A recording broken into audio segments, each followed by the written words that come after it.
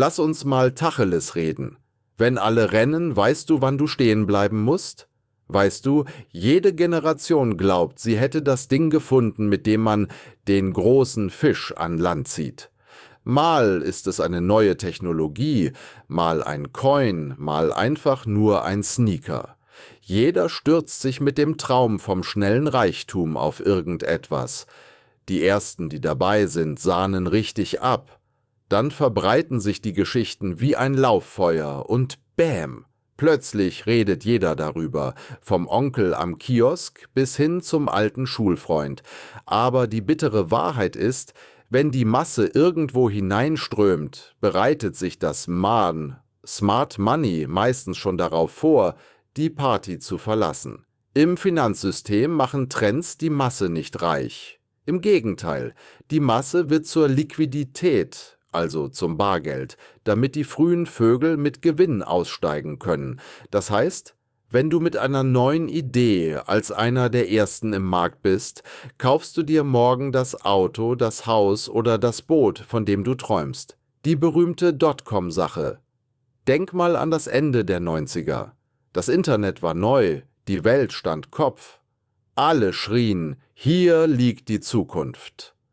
Unternehmen wurden über Nacht zu Milliardengiganten, nur weil sie ein .com an ihren Namen hängten. Keiner fragte, macht der Laden eigentlich Gewinn? Die einzige Sorge war, wie viele Nutzer hat er und wie schnell wächst er? Und was passierte dann? Im Jahr 2000 platzte diese Blase und 5 Billionen Dollar lösten sich in Luft auf. Und weißt du, was das Kuriose ist? Das Internet hat die Welt wirklich verändert. Diese Leute hatten also recht. Der Fehler war nicht der Glaube an die Zukunft, der Fehler war, horrende Preise zu zahlen, als diese Zukunft für jeden bereits offensichtlich war. Denk an die heutige K-In, wie weit sie ist und was sich in ein paar Jahren alles ändern wird. Spielzeug, Sneaker und leere Träume. Das passiert nicht nur an der Börse, Beanie Babies. Ich weiß nicht, ob du dich erinnerst.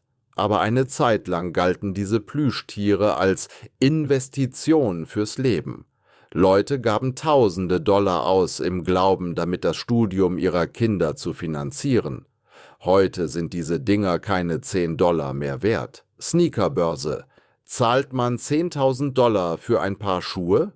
Ja, wurde gemacht. Aber als die Marken die Produktion hochfuhren, blieb die sogenannte Investition einfach im Regal stehen. Und was ist mit heute? SPACS, Krypto und KI. Wir haben es erst gestern erlebt. SPACS schossen aus dem Boden nach dem Motto, wir haben das nächste Tesla gefunden. Und das meiste davon wurde zu Schrott. Im Krypto- und NFT-Hype wurden die Nachzügler, die von den Geschichten der Übernachtmillionäre angestachelt wurden, leider zu denen, die die Rechnung bezahlten. Es gibt kurze Hypes. Wer zuerst rein und wieder rausgeht, gewinnt. Jetzt ist künstliche Intelligenz, KI, das große Thema. Ja, KI ist gewaltig. Aber, mein Freund, die Finanzgeschichte flüstert uns eines zu. Selbst wenn eine Technologie die Welt verändert, macht es dich vielleicht nicht reich, wenn du am absoluten Höhepunkt einsteigst. Aber denk mal intensiv über diese KI-Sache nach. Fast jede Woche taucht eine neue KI auf, die wieder etwas Neues kann. Was meinst du, wird es in 5 Jahren möglich sein, einen 3-Stunden-Film ganz ohne echte Schauspieler zu drehen? Das Fazit, mein Freund.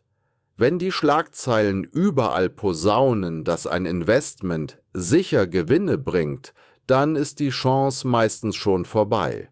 Märkte brechen nicht zusammen, weil die Ideen ausgehen, sondern weil die Käufer ausgehen.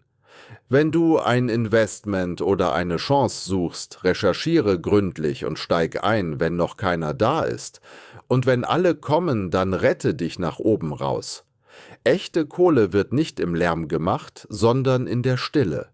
Wenn alle in eine Richtung rennen, bleib kurz stehen und frag dich, entdecke ich gerade wirklich eine Chance oder bin ich nur das Ausstiegticket für die, die vor mir da waren?